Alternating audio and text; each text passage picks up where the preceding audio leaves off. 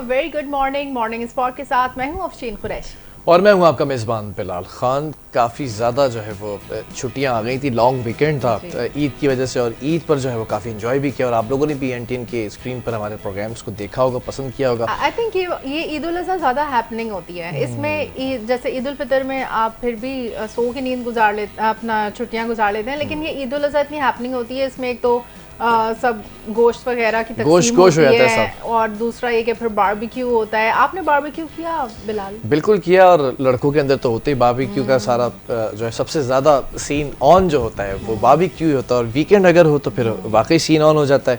लेकिन दिल का मामला था, दिल मैंने बड़ा संभाल के रखा ना, अपने बकरे का दिल। अच्छा। दिल नहीं तोड़ा मैंने ना। अच्छा, वो कैसे?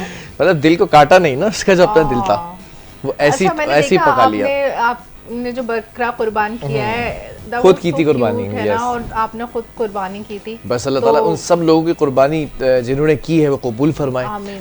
क्योंकि इसमें हमने पहले भी पैगाम दिया था कि नमूद नुमाइश नहीं होनी चाहिए, दिखावा नहीं होनी चाहिए, नियतें होनी चाहिए।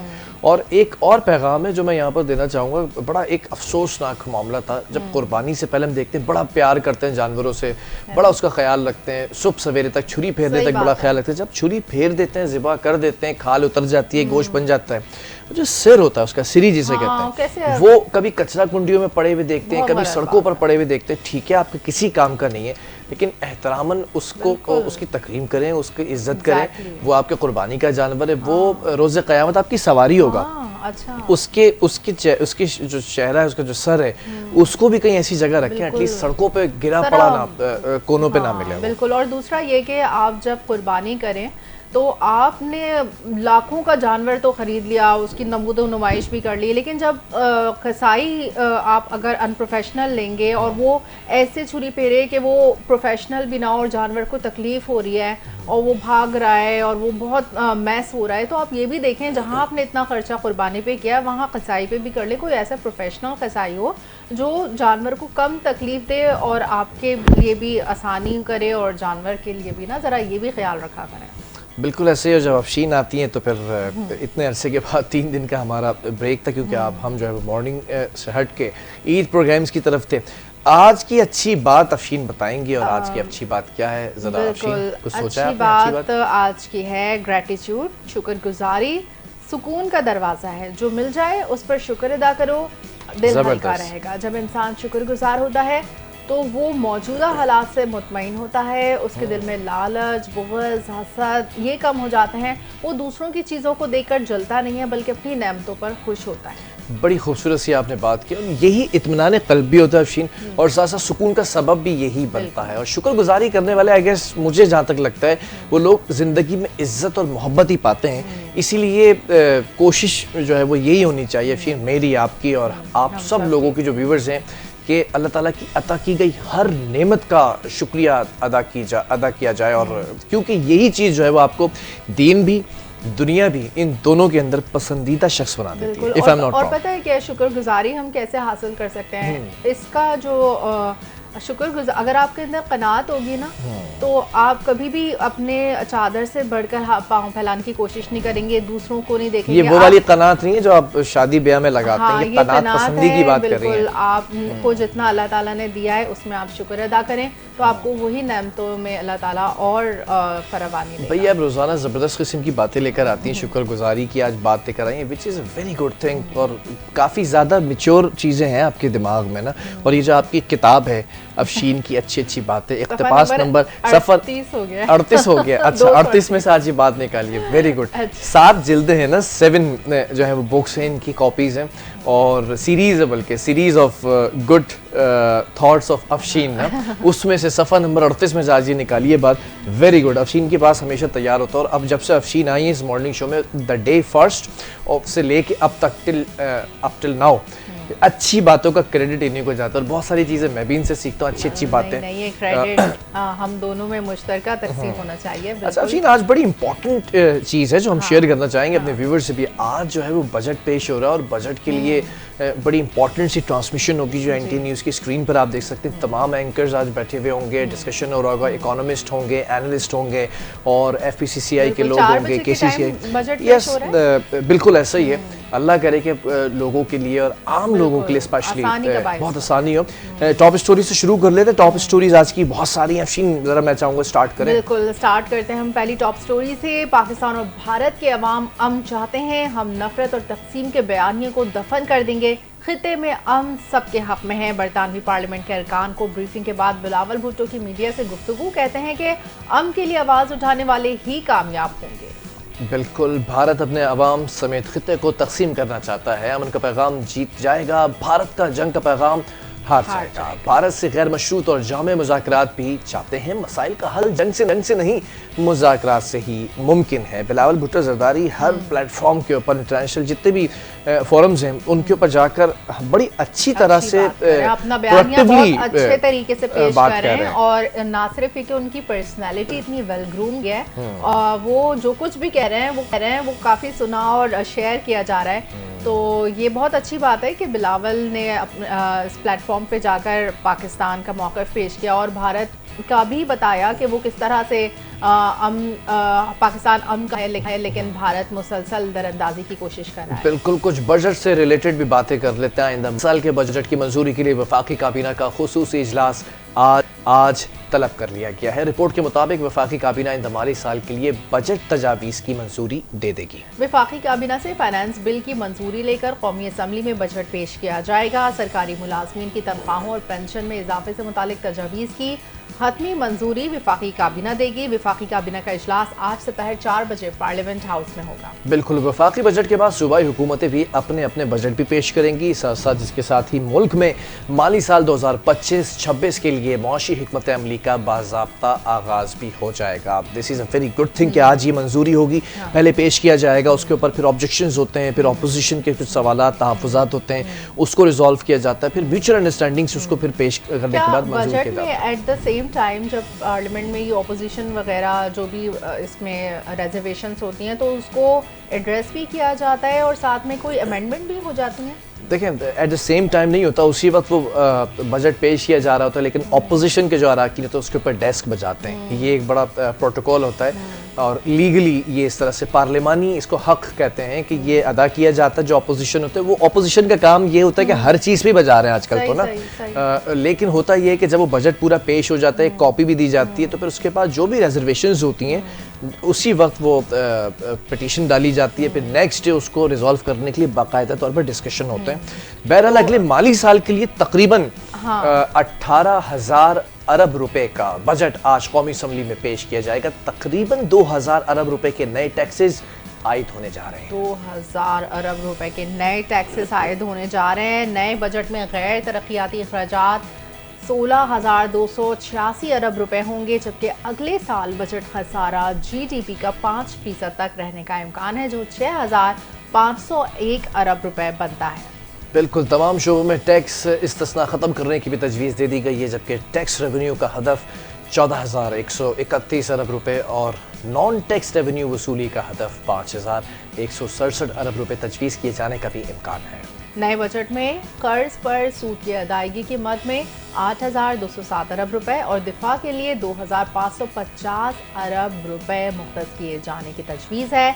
पेट्रोलियम लेवी से 1,300 अरब रुपए हासिल करने के लिए पेट्रोलियम लेवी 78 रुपए फी लीटर से बढ़ाकर 100 रुपए फी लीटर करने की तजवीज़ है। बजट में सरकारी मुलाजमीन की तनख्वाहों में 10% इजाफा और तमाम हमेशा सरकारी मुलाजमीन की तनख्वाहें बढ़ती हैं, कोई प्राइवेट सेक्टर की तरफ तवज्जो नहीं देना चाहता, और तमाम सैलरी स्लेब पर 2.5% टैक्स ख़त्म करने की तजवीज़ है। ग्रेड 1 ta 16 के मुलाजमीन को 30% डेस्परेटी अलाउंस दिए जाने की भी तजवीज़ है।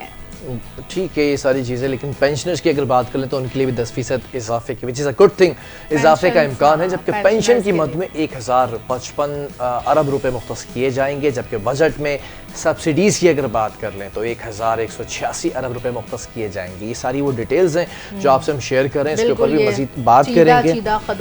हमारे साथ एनालिस्ट भी मौजूद होंगे, इकोनॉमिस्ट को भी हम थोड़ी देर में आपके साथ ऑन बोर्ड लेंगे और हमारे साथ जब वो होंगे तो उनसे भी बात करेंगे कि किन किन चीज़ों के ऊपर ये जो इजाफा किया जा रहा है which is a fruitful thing और नॉट। जबकि वफाकी वज़ीर ख़जाना की अगर बात कर लें, जो कि इस वक्त सबसे इम्पॉर्टेंट आदमी है पार्लियामेंट के अंदर, वफाकी वज़ीर ख़जाना ही ये बजट पेश करेंगे। इनको अपोज किया जाएगा अपोजिशन की जानिब से, लेकिन इन्होंने पूरा बजट पढ़ के सुनाना है। स्पीकर जो होंगे वो सुनेंगे, इसके ऊपर बड़े तहम्मुल के साथ साथ वज़ीर आज़म बैठे होंगे, साथ डिप्टी वज़ीर आज़म होंगे, साथ में तमाम वज़रा होंगे, काबीना होगी। अब वफाकी वज़ीर ख़जाना मोहम्मद औरंगज़ेब ने कौमी इक़्तिसादी सर्वे जारी तो कर दिया है। इस्लामाबाद में कौमी इक़्तिसादी सर्वे पेश करते हुए वज़ीर ख़जाना ने कहा कि रवा माली साल GDP ग्रोथ 2.7% रही है। उन्होंने कहा है कि हम इस्तेहकाम की तरफ गामज़न हैं, और ये भी कहा है कि पाकिस्तान के अफ़रात ज़र 4.6% है। गुज़िश्ता साल पॉलिसी रेट 22% था, पॉलिसी रेट 22% से कम होकर 11% पर आ गया है। जबकि वफाकी वज़ीर ने यह भी कहा है अफशीन के IMF प्रोग्राम से हमारा एतमाद बहाल हुआ है। जबकि IMF प्रोग्राम का मकसद माइक्रो इकनॉमिक इस्तेहकाम था। आलमी ग्रोथ की निस्बत पाकिस्तान ने GDP ग्रोथ में भी रिकवरी की है। और मोहम्मद औरंगज़ेब ने यह भी कहा है कि आलमी महंगाई 2 साल पहले 6.8 थी, जो अब 0.3% है। अच्छा, तो ये बता रहे हैं कि महंगाई कम हुई है, जबकि हम ऐसा कुछ नहीं देख रहे हैं। बहरहाल पाकिस्तान में इस वक्त महंगाई की शरह 4.6% है। रवा माली साल ज़र मुबादला के ज़खायर में शानदार इजाफा रहा है। उनका कहना था कि हमने अब GDP के इस्तेहकाम की तरफ बढ़ना है, हम इस वक्त बेहतर समत में चल रहे हैं। बिल्कुल, वो वफाकी वज़ीर ख़जाना है, वो अच्छे ही नंबर्स बताएंगे चीज़ें, लेकिन अब देखना है कि अपोजिशन इसके ऊपर क्या तहफ़्फ़ुज़ात उठाती है।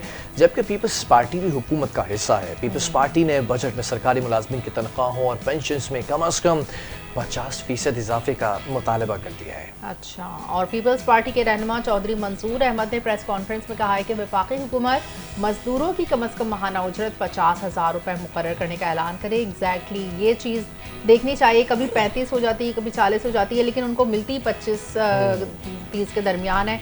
और जो मिनिमम वेज होनी चाहिए ना, मेरे ख्याल में वो भी 50,000 रुपये मुकर्रर हो जानी चाहिए। उन्होंने कहा है कि EOBI की पेंशन में भी 100% इजाफा किया जाए और रिटायर्ड सनती मुलाजमीन के लिए इलाज की सहूलियात फराहम की जाए। जबकि चौधरी मंसूर अहमद ने सरकारी इदारों की निजकारी की पॉलिसी की भी शदीद मुखालफत की है और उसे फौरी तौर पर रोकने का भी मुतालबा किया है, which is a very important thing. जो EOBI की बात की है ना, देखिए सरकारी मुलाजमीन की तनख्वाह में 10% इजाफा किया जा रहा है, लेकिन तजवीज़ क्या की पीपल्स पार्टी के रहनुमा ने कि 50% इजाफा होना चाहिए। EOBI की मैं बात बताता हूँ आपको, जो प्राइवेट सेक्टर्स होते हैं उनके एक सैलरी का हिस्सा कटकर EOBI में जाता है, फिर EOBI से उनका पेंशन का निज़ाम चलता है जो प्राइवेट सेक्टर्स होते हैं। तो प्राइवेट सेक्टर्स के अंदर मुझे याद है एक गवर्नमेंट ऐसी गुजरी थी जिसने फैसला किया कि 7,000 रुपये इनकी जो है माहाना पेंशन हुआ करती थी EOBI के जो इनरोल्ड होते हैं लोग, फिर उसको 10,000 किया गया और फिर एक तजवीज़ दी गई कि इसको 15 से 20,000 तक लेकर जाया जाए, लेकिन वो हुआ नहीं।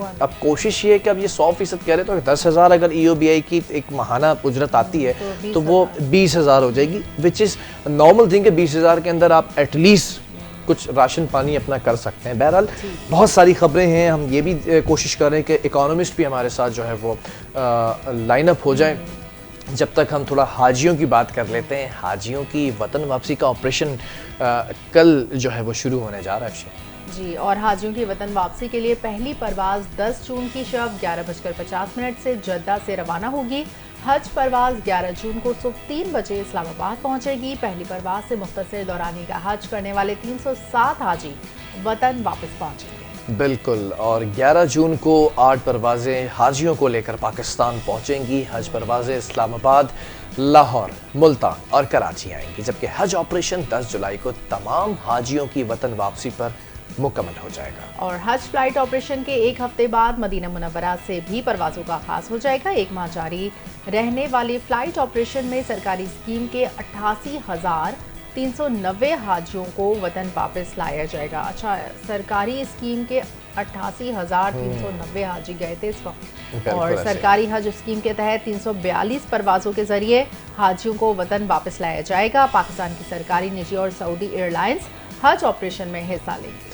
हज ऑपरेशन के हवाले से देखिए हर साल ये फरीज़ा सर अंजाम दिया जाता है पाकिस्तान से। हम देखते हैं कि हज़ारों की तादाद में लोग जाते हैं, और सरकारी हज ये होता है कि सरकारी एक कोटा होता है, उसमें आप अप्लाई करते हैं, उनका एक फ़िक्स रेट होता है जो कि एक प्राइवेट हज से कम होता है। फिर वो दरख्वास्त अगर आपकी एक्सेप्ट हो जाती है तो then you go and you come back as well. तो वो चीज़ें अब हो तो चुका है। जब वापसी का मरहला है, कभी कभार हमने ये भी देखा बड़ी बेज़ाब्तियाँ भी होती हैं, बड़े लोग कंप्लेन करते हैं। इस दफ़ा काफ़ी हाजी नहीं जा सके हज पर। बिल्कुल ऐसा है, जो कंप्लेंट्स थी वो काफ़ी ज़्यादा बढ़ गई थी। उसके बावजूद अगर 88,390 हाजियों को कैटर कर लिया गया है तो it's a huge amount. I think बिल्कुल ऐसा है, उनकी सब मैनेजमेंट भी देखी जाती है वहाँ पर। बिल्कुल। इसके साथ साथ आगे भी बढ़ेंगे और सूबाई सतह पर भी बात कर लेते हैं। खैबर पख्तूनख्वा के ज़िला लकी मरवत में पुलिस मुकाबले के दौरान फितनल खवारिज के 3 दहशतगर्द मारे गए, जबकि जवाबी फायरिंग से एक पुलिस एहलकार भी शहीद हो गया। जी, हम लोग तो यहाँ ईद मनाने में मसरूफ़ थे, लेकिन हमारी सिक्योरिटी फोर्सेस मुस्तैद थीं और तर्जुमान लकी मरवत पुलिस के मुताबिक दहशतगर्दों के साथ फायरिंग के तबादले में अहम मुकामी कमांडर छोटा वसीम गुंडी खान खेल समेत 3 खारिज मारे गए। फायरिंग के तबादले में पुलिस एहलकार शाहिदुल्लाह गुंडी खान खेल भी जख्मी हुआ, जिसे फौरी तौर पर डिस्ट्रिक्ट अस्पताल मुंतकिल किया गया, जहाँ वो जख्मों की ताब न लाते हुए शहीद हो गया। बिल्कुल, उन्होंने बताया कि पुलिस ने 2 घंटे तक दहशतगर्दों के साथ मुकाबला किया। उसके बाद जो कॉन्सिक्वेंसेस थे वो आपसे शेयर कर चुके हैं। जबकि ज़रा सा बॉर्डर पार अगर जाएं, लेकिन बॉर्डर पार नहीं, 7 समंदर पार अगर हम जाएं तो रियासत कैलिफोर्निया ने ट्रंप इंतजामिया के खिलाफ मुकदमा दायर करने का भी ऐलान कर दिया है। क्या बात है, ट्रंप से कोई खुश नजर नहीं आ रहा। एलन मस्क को भी ट्रंप ने नाराज कर दिया, उनकी कुछ रियासतें भी ट्रंप के खिलाफ मुकदमा दायर कर रही हैं। इस फाइट का लोग बड़ा इंतजार कर रहे हैं। दुनिया के सबसे अमीर तरीन इंसान और दुनिया के सबसे ताकतवर तरीन इंसान के बीच में अगर जंग छिड़ जाए तो ताकत जीतेगी या पैसा जीतेगा, ये जरा सा देखना है। जबकि कैलिफोर्निया के अटॉर्नी जनरल पैसा जीतेगा। चले कैलिफोर्निया के अटॉर्नी जनरल रोब बोंटा ने बताया है कि रियासत की जानिब से मुकदमे को दायर करने का फैसला अमेरिकी सदर की जानिब से रियासती नेशनल गार्ड्स को गैर कानूनी तौर पर विफाक का हिस्सा बनाकर लॉस एंजलिस में तैनाती पर किया गया है। अमेरिकी सदर डोनाल्ड ट्रंप की इमिग्रेशन पॉलिसियों के खिलाफ कैलिफोर्निया के मुख्तलिफ इलाकों में खासतौर पर लॉस एंजलिस में मुजाहरे जारी हैं। इनकी इमिग्रेशन पॉलिसी को उनको रिव्यू करना चाहिए। ठीक है, आपने अपनी इमिग्रेशन पॉलिसीज जो वजह की हैं उसके मुताबिक पहले भी ऐसा हो चुका है। ये पहले भी आए थे, तब भी इन्होंने ये कैलिफोर्निया के साथ एक मैक्सिको का बॉर्डर लगता है, तो मैक्सिको के साथ एक बड़ा मसला ये है, which is very true thing. Mexico के अंदर जो लोग हैं वो कोई बॉर्डर ऐसा नहीं होता था कि आपकी इमिग्रेशन क्रॉस करनी थी, वो वहाँ पर आते थे कैलिफोर्निया, और कैलिफोर्निया के लोग बड़ा परेशान होते थे क्योंकि वो ऐसी हरकत सकनात होती थी जिसके ऊपर मैं समझता हूँ कि एक्शन लिया ट्रंप ने। अब उनको बड़ा पोलिटिसाइज किया जा रहा है, क्रिटिसाइज किया जा रहा है। तो अब ये देखना है कि जो पुरतशद्दुद मुजाहिरीन, उन्होंने कुछ गाड़ियों को भी नजर आतिश किया इस एहतजाज में, जबकि नेशनल गार्ड को तैनात करते हुए सदर ट्रंप का कहना था कि नेशनल गार्ड्स को अमन व अमान यकीनी बनाने के लिए भेजा गया था। उन्होंने मजीद ये भी कहा कि इश्तियाल अंगेजी फैलाने वाले कानून से बच नहीं पाएंगे। ठीक है, अभी हम दोबारा बजट की तरफ जाना चाहेंगे और बात करेंगे पीर मोहम्मद अली हमारे साथ टेलीफोन लाइन पर मौजूद है इस वक्त। उनसे बात करते हैं बजट के खदोखाल के हवाले से। अस्सलाम वालेकुम पीर मोहम्मद अली। वालेकुम अस्सलाम। अली साहब अस्सलाम वालेकुम, very good morning. Same to you. जी, आप हमें सुन सकते हैं? आवाज आ रही है आपको अली साहब? जी आ रही है आवाज आपकी। जी, जरा मैं बड़ा बेसिक क्वेश्चन से स्टार्ट करूंगा। अभी हमने सारी डिटेल्स पढ़ी हैं, किन चीज़ों पे इजाफा हो रहा है, किन चीज़ों पे टैक्सेस लगने वाले हैं, कौन सी चीज़ अच्छी हो रही है। आपने भी ये जो तजवीज़ होगी ये चीज़ सामने आई होगी, आपने भी स्टडी किया होगा। अपना ज़रा माइक्रोस्कोपिक एनालिसिस आवाम के सामने रखें। आपका हमारा बड़ा एक अच्छा ताल्लुक है, कैसा देख रहे हैं इस बजट को 25 और 26 के? पिछले 77 साल में आज तक कोई बजट रेवोल्यूशनरी बजट हुआ है इस मुल्क का कि जिसमें तबसरा किया जाए? नहीं। हर साल एक गोरख धंधा होता है बजट। जी, हमने कभी आज तक कोई रिफॉर्म्स ही नहीं की कि अगला बजट हमारा अच्छा हो, उससे अगला बजट हमारा अच्छा हो। हम सिर्फ जगल करते हैं फिगर्स को। कभी हम पीएसडीपी बढ़ा देते हैं, कभी हम टैक्सेस बढ़ा देते हैं, कभी हम टैक्स नेट बढ़ाने की बजाय टैक्सेस बढ़ा देते हैं, कहीं हम सब्सिडीज कम कर देते हैं, कहीं हम सब्सिडीज ज्यादा दे देते हैं। इस साल एलएसएम लार्ज स्केल मैन्युफैक्चरिंग जो है इस 1.5 इन नेगेटिव। एग्रीकल्चरल सेक्टर हमारा बहुत ही अच्छा हुआ करता था, which is also in negative growth. तो हम मुश्किल से निकल रहे हैं इस वक्त। तो हमारे पास कभी वो रिसोर्सेज ही नहीं रहे हैं कि हम कोई एक बेहतरीन बजट दे सके। 2% ठीक है। Of GDP spent on education, तो ये बहुत ही लो नंबर्स है। हेल्थ पे भी इसी किस्म के नंबर्स है हमारे पास वो रिसोर्सेज ही नहीं रहे, और इसलिए नहीं रहे कि हमने कभी 10, 15, 20 साल का इकोनॉमिक प्लान बनाया ही नहीं है। हम हर साल एक एड हॉक प्लान बनाते हैं जो कि अगले साल तक हमारे मुल्क को चला देता है। ठीक है। अल्लाह के नाम पर लिटरली अगले साल तक हमें चला देता है। फिर उसके बाद हम दोबारा उसी किस्म के बजट लेकर आते हैं।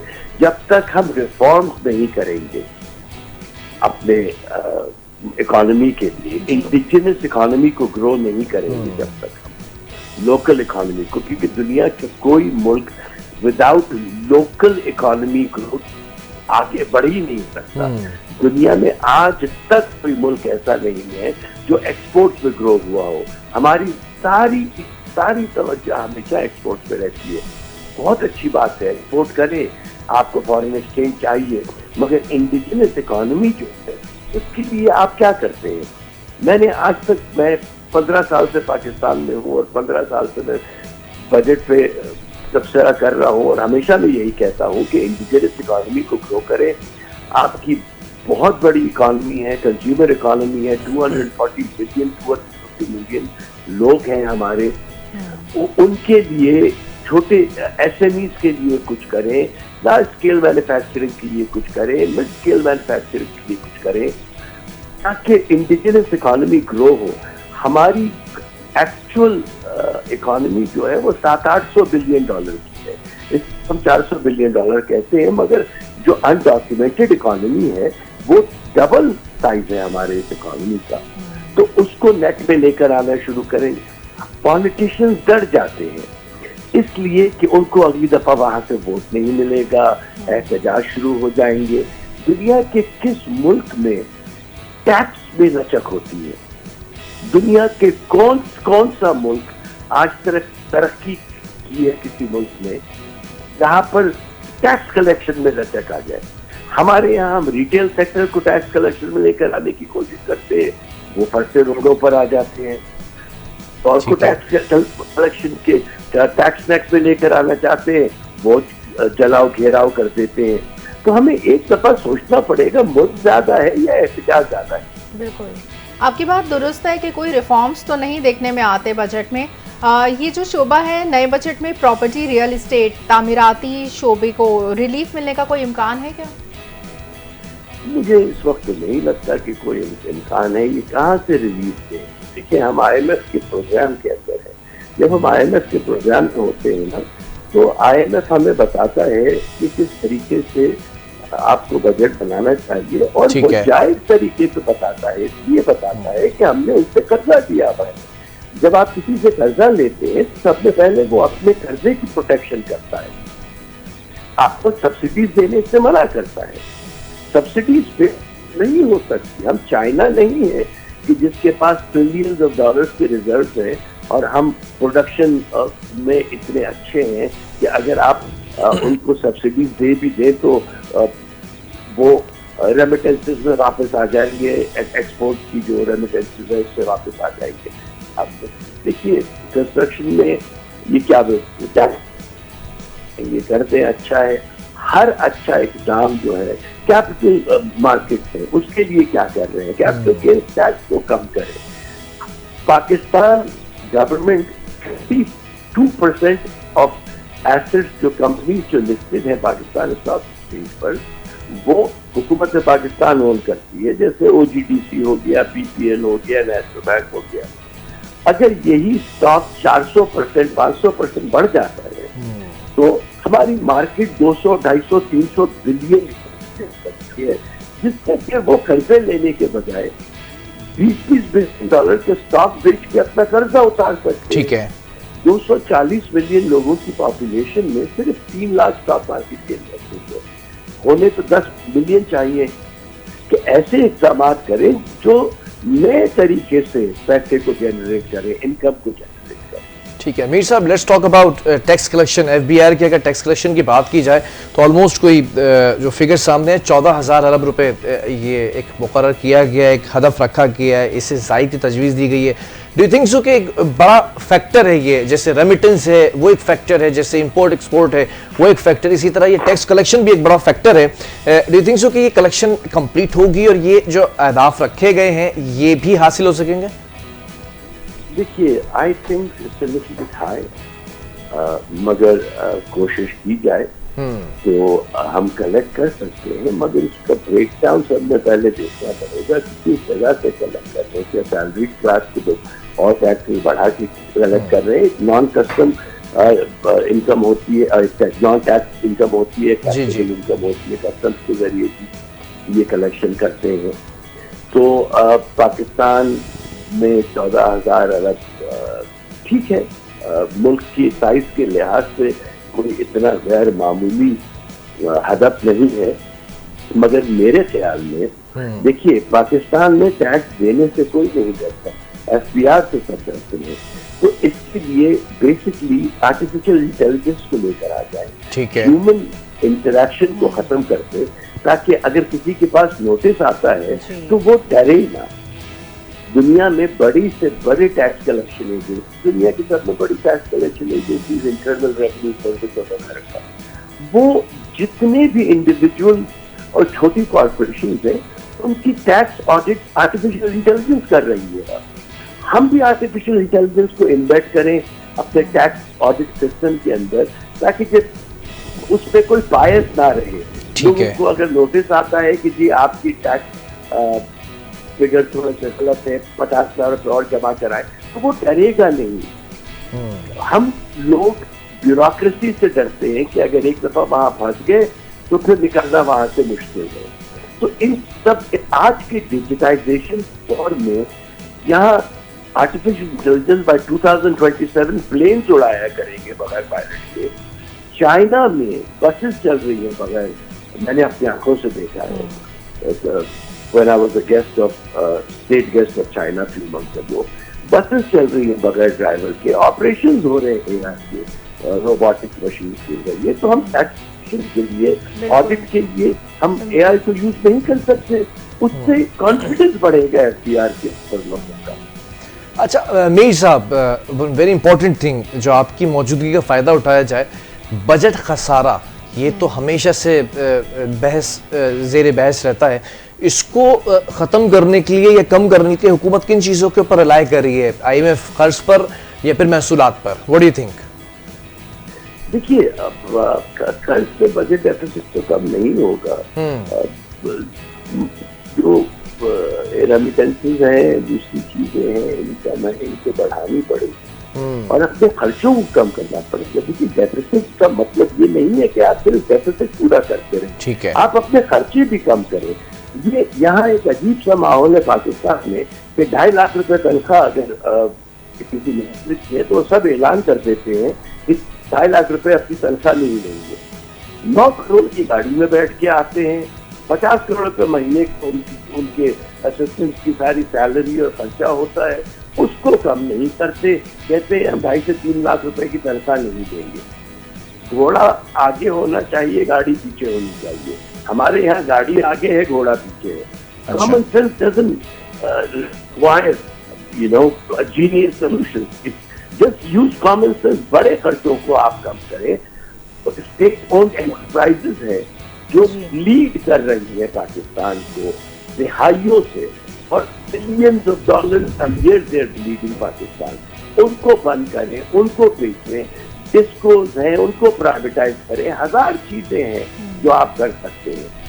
सही। तो क्या ये बजट आम आदमी को रिलीफ देगा या महंगाई में मजीद इजाफा होगा? आज तक किसी बजट ने आम आदमी को रिलीफ दिया है, चाहे वो कोई भी गवर्नमेंट हो? आप इसका जवाब मुझे दे दें। बिल्कुल। आज तक आम आदमी को छोटा सा एक टॉफी बच्चे को दे देते हैं जो बच्चा आवाम है, जी ये वाली आप ले ले, और दूसरी जगह से उसके दूसरे हाथ से 10 कैंडी छीन लेते हैं। तो पाकिस्तान का कोई बजट आज तक आवाम के भलाई के लिए नहीं आया है। और ना ही मैं समझता हूँ जब तक रिफॉर्म्स नहीं होंगे तब आएगा भी। अच्छा, इन्वेस्टमेंट पॉइंट ऑफ व्यू से अगर हम देखें, सरमायाकारी की अगर बात करें, तो कौन सी ऐसी इस्लाहात हैं जो आप समझते हैं कि पॉइंटर्स में अगर आप बताना चाहें कि आपकी स्टडी है, काफ़ी डेप्थ एनालिसिस आपका है, कि सरमायाकारी बढ़ा सकते हैं किन किन सेक्टर्स के अंदर और कैसे, जिससे आप जीटीबी को भी इम्प्रूव कर सकें? देखिए, सबसे पहले मैं आपसे बात करूँ, जब मैं वॉल स्ट्रीट पे इन्वेस्टमेंट बैंक चला रहा, मेरे पास 194 कंट्रीज थी इन्वेस्टमेंट करने के लिए, ओके, जो हर एक के पास होती है।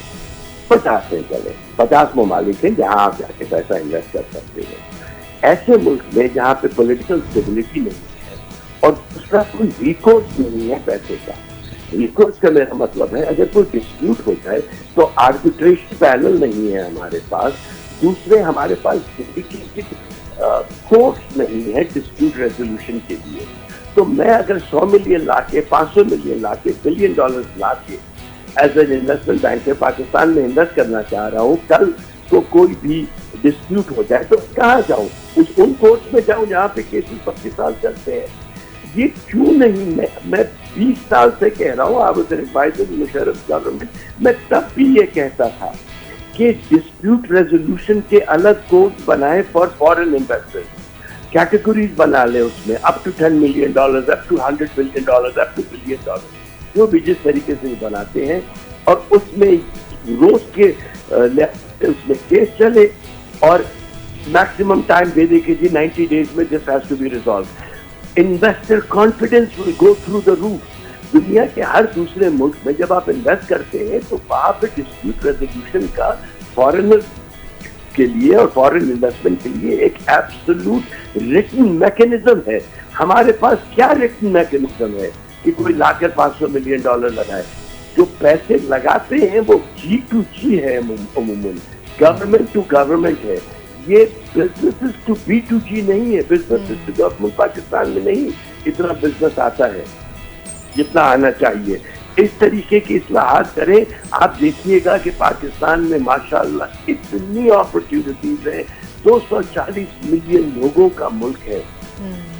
अच्छा मीर साहब, ये जैसे अभी आपने देखा कुर्बानी हुई, लोगों ने जानवर खरीदे, उसमें जो भी ट्रांजैक्शंस हुई, लोगों ने कैश में पैसा दिया या जिस तरह से भी दिया, तो उस पर कोई टैक्स का निज़ाम तो था नहीं, चाहे व्यापारी ने कैश लिया हो, चाहे जो खरीद रहे हैं जानवर उन्होंने दिया हो। तो ये तो यहाँ पर तो कोई हमने नहीं देखा कि कोई टैक्स लागू हुआ हो किसी पर भी। देखिए, ये तो कैश मार्केट है और मेरे ख्याल में इसको टैक्स नेट में लाने के लिए बहुत टाइम लगेगा। इससे पहले हजारों दूसरे फैक्टर्स है जिनको आप टैक्स नेट में लेके आ सकते हैं। This is a one of a year, साल में, क्योंकि बहुत बड़ी अमाउंट में लोगों ने पैसा निकाला है और पैसा लिया है। बिल्कुल सही कह रही हैं आप, बिल्कुल वजह फरमा रही है। मगर देखिए, जो 365 दिन हो रहा है ना, वो तो इससे ज्यादा है। रिटेल सेक्टर है, कहाँ से टैक्स होता है? आपको देते हैं लोग रिटेल सेक्टर। मीर साहब एक सवाल यहाँ पे करना चाहूँगा। पहले तो आपको एक खिताब देना चाहूँगा, अलाउ मी। जी, आपको मैं इकोनॉमी के डॉक्टर का खिताब देना चाहूँगा, डॉक्टर इकोनॉमी ना। सो डॉक्टर साहब, thank you very much for your time. So doctor साहब, डॉक्टर इकोनॉमी में जरा चाहूँगा इसके ऊपर भी बात करें कि हम जब फाइलर और नॉन फाइलर की बात करते हैं, पिछली गवर्नमेंट, प्रीवियस गवर्नमेंट्स गुजरी हैं जिन्होंने नॉन फाइलर्स के ऊपर बहुत सारी चीज़ें ऐसे लागू की जिससे वो फाइलर हो जाए, लेकिन वो फाइलर की तरफ नहीं आए। हम ये भी देखते हैं कि आवाम टैक्सेस से डरती है। अगर सारी चीज़ों पर टैक्सेस दे रहे हैं, हुकूमत पर सारी चीज़ों पर टैक्सेस दे रहे हैं वो, लेकिन अगर बात दोबारा खैर राब्ता किया जाए, बड़ा इंपॉर्टेंट क्वेश्चन था। जैसे ही खिताब दिया मीर साहब खिताब लेकर जो है वो चले गए, मुनक़ता हो गया। उनसे दोबारा भी कनेक्ट करने की कोशिश करेंगे या फिर हमारे पास अभी गोइंग ऑन अ ब्रेक, तो इस हमें ब्रेक की तरफ जाना है। ठीक है, एक छोटे से ब्रेक की तरफ जा रहे हैं। ब्रेक से वापस आएंगे। आज यहीं से इसी सेट से बैठकर इकोनॉमी पे बात होती रहेगी, बजट पेश होना है। गेस्ट काफ़ी सारे हैं। हम कुछ कंस्ट्रक्शन इंडस्ट्री से भी लेंगे, कुछ इकोनॉमिस्ट भी लेंगे, कुछ दूसरी जो इंडस्ट्रीज है जिसके ऊपर इस वक्त ज़ेर बहस रहेंगी पार्लियामेंट के अंदर। वज़ीर ख़जाना के मुँह से वो सेक्टर्स के नाम बार बार आप सुनेंगे, उन इंडस्ट्री से भी लोगों को सामने रखेंगे और आज जरा टैक्सीज पर बातें करेंगे, कौन से ऐसे नए टैक्सीज है जो इम्पोज किए जा रहे हैं और किस चीज में रिलीफ दी गई है उस पर भी बात करेंगे। और इन दी एंड डॉक्टर साहब ने बता दिया कोई रिलीफ इन दी एंड हम एक आम आदमी के हवाले से भी कुछ खुशखबरियां हैं जो चीता है, थोड़ी थोड़ी सी खुशियां, छोटी छोटी खुशियां, वो भी देंगे आपको। तो आपने हमारे साथ जुड़े रहना आज 12 बजे तक।